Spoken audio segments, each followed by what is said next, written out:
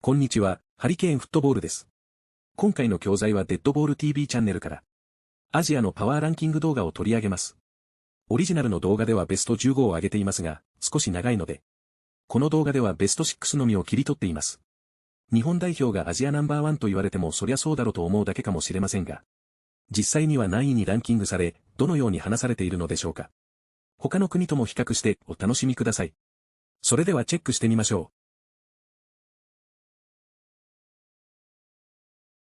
Moving on to number 6, maybe another surprise here because it's another Asian giant. I got Australia. Now, Tony Popovich could have the Socceroos back in the top 3, but until I see a couple good results, I'm pretty comfortable with them outside of the top 5. Australia completely dog-walked round 2, but it probably was the second most trash group behind Group A. I mean, they had Palestine, Lebanon, and Bangladesh, and the Socceroos were consistently scoring like 3 to 4 goals a game. Where is that in round 3? This team has kind of lost their incredibly stingy defensive identity, albeit a good draw against Japan away at the Saitama. And they're not really scoring the goals either. So they're not in free fall. They're just answering a lot of questions. Australia, I gotta dock them points because you didn't beat Indonesia away and you lost to Bahrain, bro. Like, I'm not keeping you in the top 5. As fluky as those games were, I don't care. But I'm gonna be as fair as possible. And if they pick up 6 in the next window, or if they start balling again, Socceroos back in the top 5. I really don't need to see much. I just need to see that Popovich is kind of refreshing a squad that has gone super stale. And I think he's already started to do that. We saw it in his first 2 games in charge. I've talked a lot about some of the results for the other teams. If I'm looking at Australia, right, and I'm just asking myself, what was their last good win? And that doesn't mean beating Palestine 5-0, okay, or beating Lebanon. I'm talking who was a good team that Australia beat, didn't draw, beat, and you genuinely have to go back to the 2022 World Cup when they beat Denmark. Like, that's how long ago it's been since Australia put 3 points on the board against one of the big boys. So I think I'm being fair with Australia 6, but you guys let me know in the comments. At number 5, we have Uzbekistan. And I might be the first person in the history of Asian YouTube to put Uzbekistan in the top 5. I mean, I think it's a fine margin between Uzbekistan and Australia, but kind of my main argument for Uzbekistan being in that 5th position is I don't think this current Australia, under Graham Arnold or Popovich, can go 3 straight games against Iran without losing. I think Australia lose at least one of those. Uzbekistan also have 3 wins from 4 to start round 4 of qualifying against better teams than Australia's played, and the Aussies only have 1 win. And Australia have played Bahrain, China, and Indonesia, for God's sake. I'm still factoring in a little bit of the Asian Cup, like I said at the beginning of the video. And let's not forget a pretty ravaged Uzbekistan squad tied Australia 1-1 in the group stage, and they were the better team in that game. I think similar to Iraq, they have been underwhelming to start round 3 as well a little bit. Like, I have very high expectations for both teams, especially the White Wolves, and so I don't like these kind of 1-0 score lines. But the difference between Uzbekistan and Australia and Iraq is they've won and they're on 10 points. Like, for Australia and Iraq, winning the group already looks like it's not a possibility, but the Uzbeks, albeit a long shot because Iran are just bulletproof, they could still do it. And so I think once we start getting into this top 6 of Asia, it's really fine margins, but I have to give the Uzbeks the top 5 until they drop points. I mean, Uzbekistan have literally gone band for band with Iran since the start of 2023, and Iran are like top of Asia, so I don't think a lot of other sides could do that. Again, I have kind of a couple bullet points for why they're in the 5th spot, but I'm pretty comfortable with the Uzbeks at number 5. Moving on to number 4, I do have Jordan. Arguably the best attack in Asia, obviously finalists at the Asian Cup, playing some of the best footy at the Asian Cup. I'm still factoring that into my ranking here, and these are some crazy results. In the last year, these are some of the teams that Jordan have beat. You might want to buckle up. Qatar, Palestine, Oman, Iraq, Tajikistan, South Korea, Saudi Arabia. Stop it, bro. If you don't have Jordan top 5, you are a straight hater. I don't think there's another team in Asia who's caught better bodies than Jordan has in the last 18 months, if you want to say that. Maybe you could say Japan have beat better teams if we're extending it back to the World Cup, which I'm not. They've been a little inconsistent to start round 3. They have 8 goals through 4 games, and they're, sitting second behind South Korea. That's really the one thing holding these guys back, is keeping their star players healthy and being consistent game in and game out, because they're putting in a kind of a meh performance, and then they're scoring 3 goals. And then it's another meh performance, and then they win 4-0. I just need to see a consistent international window, ideally a couple international windows in a row from the Jordanians. And if they can beat Iraq away in Basra next window, which I'm not saying is going to happen, that's not a prediction. I'm saying if they do, you literally have to have them maybe even top 3, bro. I mean, no, that's crazy.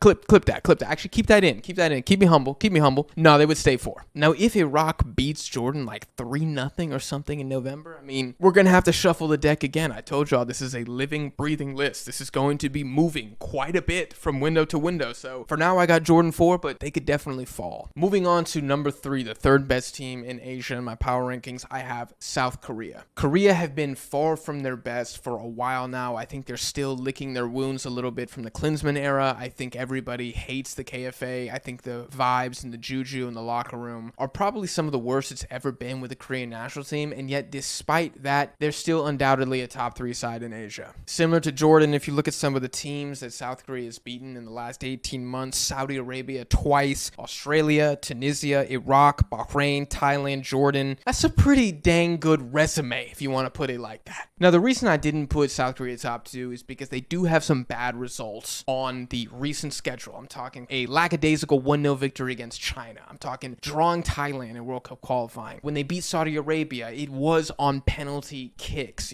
so I maybe docked a quarter of a point for that. I'm not trying to hate on South Korea. I mean, I have them 3rd. I think 3rd is fair. I can't think of an argument for them to be top 2, but if they win out the rest of round 3 and maybe, some of the teams in the top 2 drop points, then we can have a conversation. Because on paper, South Korea is hands down a top 3 team. Performance-wise, are they a top 3 team? Maybe. They're a top 4 team performance-wise. So on aggregate, I'm just going to put them 3rd. Simply put, I need to see more from the field, aka the teams beneath South Korea, before I can drop them any further. And in 2nd, we have Iran. The biggest issue with Iran, similar to Jordan, is consistency, but the difference between an inconsistent Jordan and an inconsistent Iran is an inconsistent Jordan loses games, and an inconsistent Iran wins games. It's just 1-0 and super boring. In fact, you could maybe even argue that Iran are the most inconsistent Asian powerhouse. I swear to God, I feel like these guys are like Bitcoin or something. Like they're going up 300% one game and they come crashing back down, and this is a team that deals with a heavy burden of expectation from their fan base. They're a very scrutinized team. The Iranian fan base expects a lot and demands a lot from these guys, and I think it gets to the players sometimes. On top of the fact that, the federation in the background and issues with the government is a complete disaster, and I have a lot of sympathy for Iran having to deal with that BS. And despite all the BS, they still hardly ever lose. I mean, in the last game against Uzbekistan, that was the perfect opportunity for Iran to fold. That was the perfect opportunity for Iran to say, this generation, maybe we're cooked. They go down a man, they're playing away in Tashkent, and they arguably are the better side in that game. Actually, inarguably the better side in that game, and are kind of unlucky with a non-penalty call late. It might be dinosaur football at times, Sardar Azmoun might love horses more than footy, but Iran are still kings. Again, I need to see more from the field, the teams beneath them, before I can push them outside of the top 2. They don't have the craziest resume. I'm looking at some victories. They have UAE, Palestine, Qatar, Jordan, Uzbekistan in the CAF Cup final. That's still a very, very good batch of results, and I also like that Iran are one of the few teams in Asia that can consistently leave the AFC and still win games. I mean, we got teams like Jordan, teams like Thailand, like whenever they leave, Indonesia losing to Libya, some of these teams in Asia, they become very accustomed to winning within the continent, but when they have to go outside the borders, they get absolutely slaughtered. And Iran just aren't one of those teams, simply put. In number 1, my best Asian national team in the first ever edition of the Power Rankings is Japan. They are the best team on paper. They have the highest amount of goals scored in round 3. You look at them in the Asian Cup though, and there's a bit of vulnerability. Like, I'm not gonna just gas up Japan for the next 5 minutes because we all know that they're good. We all know they have the best players, but they lost to Iran at the Asian Cup in the quarterfinals, which is nothing short of a colossal L. They played better against Australia than the Australians looked against the Japanese. They dropped points in that game. So Japan are a 1, but they cannot be complacent. Like, I think if Japan drops some more points in round 3 and Iran continues to just win out, why can't I put Iran number 1 above Japan? Like, Japan aren't like, what should I say, preordained to be the best team in Asia for the rest of time. Like, I love this Japanese side. I love the Samurai Blue. I only have like 7 jerseys of the national team. A lot of my favorite players are Japanese, but they need to start validating the hype a little bit more. Beating Bahrain 5-0, China 7-0, that's great. Nobody cares that much. You're supposed to beat Bahrain 5-0. You're supposed to beat China. Maybe not 7-0, but you're supposed to beat China. Japan, I think they're number one, but they could definitely fall. And I think the person who would be most responsible for that fall is Hajime Moriyasu, who I'm still just not really sold on as a manager. I think they've actually looked better with some of their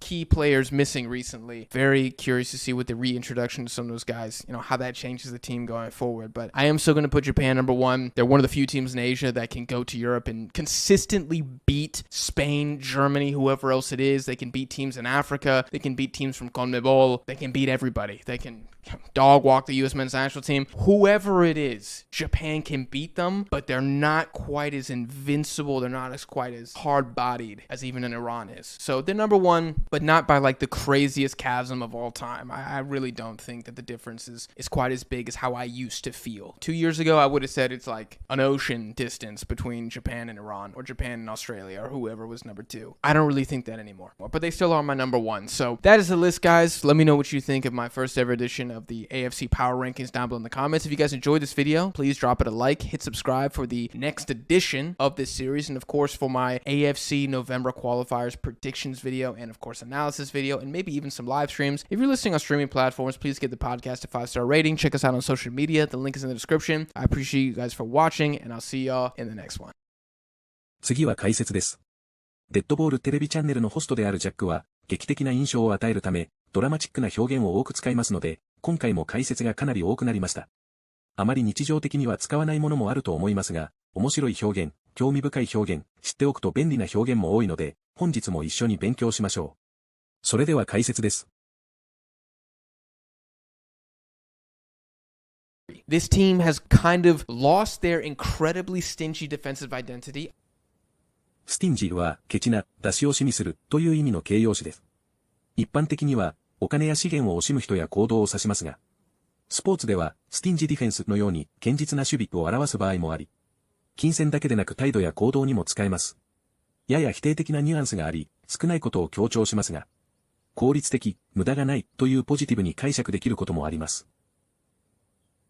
This team has kind of lost their incredibly stingy defensive identity. This team has kind of lost their incredibly stingy defensive identity. Australia, I gotta dock them points.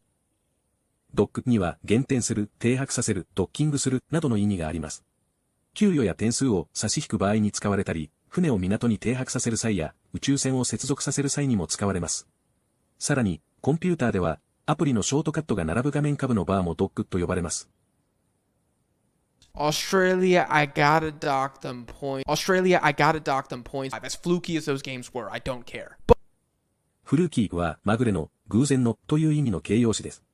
特に予想外の幸運や偶然の出来事に使われ、実力ではなく運に左右されたニュアンスを含みます。ポジティブな意味にもネガティブな意味にもなり得ますが、軽視するニュアンスが含まれることが多いです。As fluky as those games were, I don't care. As fluky as those games were, I don't care. But that has gone super stale. ステールは新鮮でない、古くなったという意味の形容詞です。食べ物に対して使う場合、パンやクッキーなどが時間が経って硬くなり風味を失った状態を指し、アイデアやパフォーマンスに対してマンネリ化した退屈なという比喩的な意味でも使われます。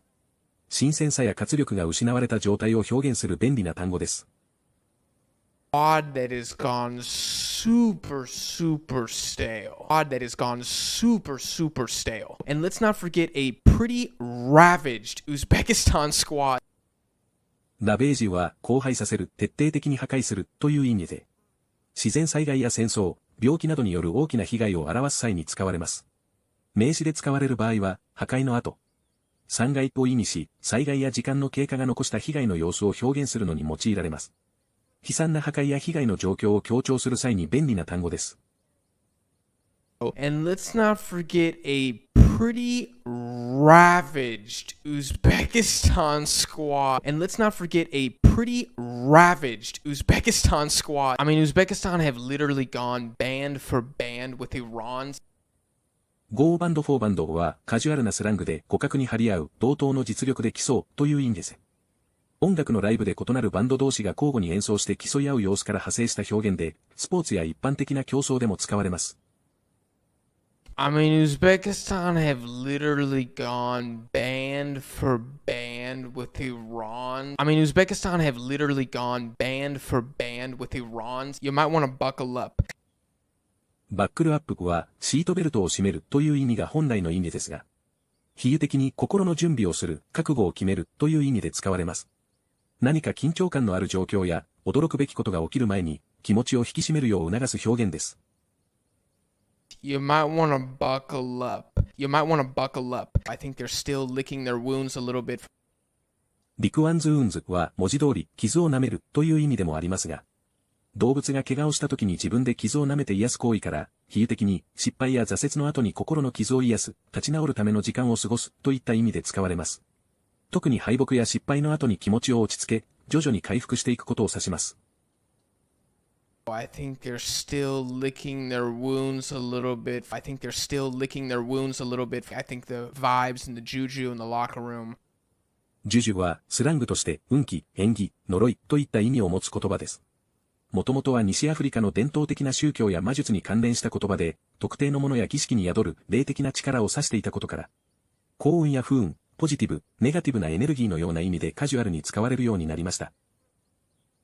I think the vibes and the juju in the locker room. I think the vibes and the juju in the locker room. I'm talking a lackadaisical 1-0 victory against China. ラカデージクルは無気力な、やる気のない、だらけたという意味の形容詞です。物事に対して真剣さや熱意が欠けている状態を指し、怠惰であったり、無関心な態度を表す際に使われます。カジュアルなシーンからビジネスの場面まで、やる気や真剣さが欠けている状態を批判的に表現するのに便利な単語です。I'm talking a lackadaisical 1-0 victory against China. I'm talking a lackadaisical 1-0 victory against China. And I have a lot of sympathy for Iran having to deal with that BS.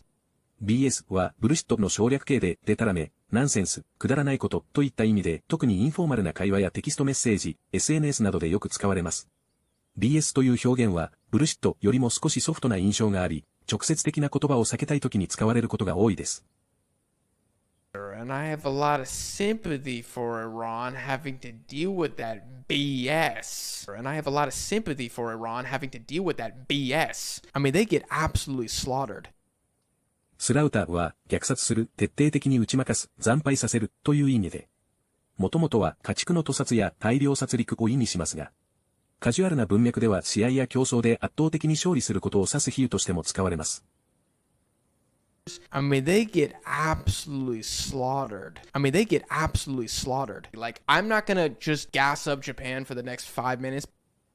ガスアップはガソリンを入れる、自動車に給油するという本来の意味もありますが、スラング表現として、おだてる、持ち上げるという意味で使われます。人を励ましたり、気分を良くさせるためにポジティブなことを言う際や、時には過剰に褒めたりする場合に使われます。Like, I'm not gonna just gas up Japan for the next 5 minutes. Like, I'm not gonna just gas up Japan for the next 5 minutes. So, Japan are a 1, but they cannot be complacent. Like, コンプレーセントはもともとは満足しているという意味でしたが、現代では不適切な満足感や怠惰さを伴う否定的なニュアンスで使われ、油断や現状維持の危険性を指摘する際に使われます。So, Japan are a 1, but they cannot be complacent. So, Japan are a 1, but they cannot be complacent. Like, preordained to be the best team in Asia for the rest of time. プリオーディエンはあらかじめ運命づける、前もって定めるという意味で、何かが神や運命、あるいは他の力によって前もって決められていることを指します。フォーマルな文脈や宗教的、哲学的な議論で使われることが多いです。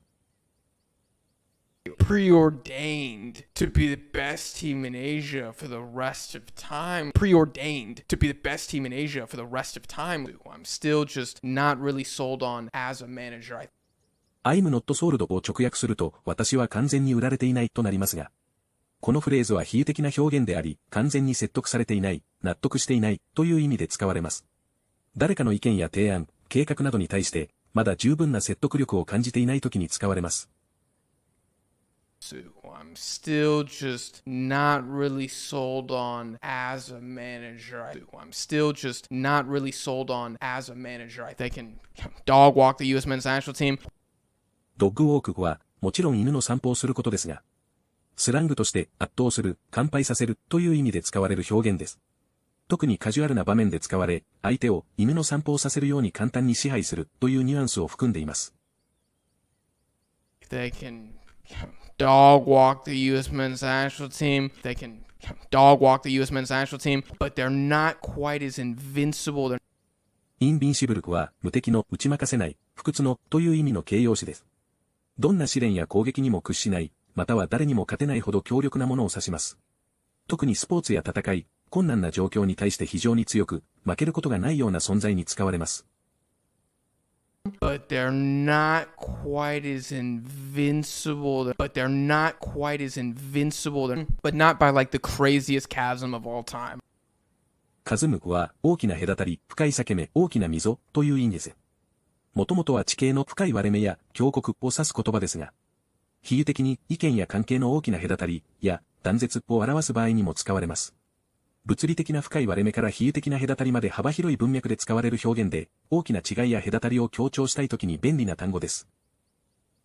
But not by like the craziest chasm of all time.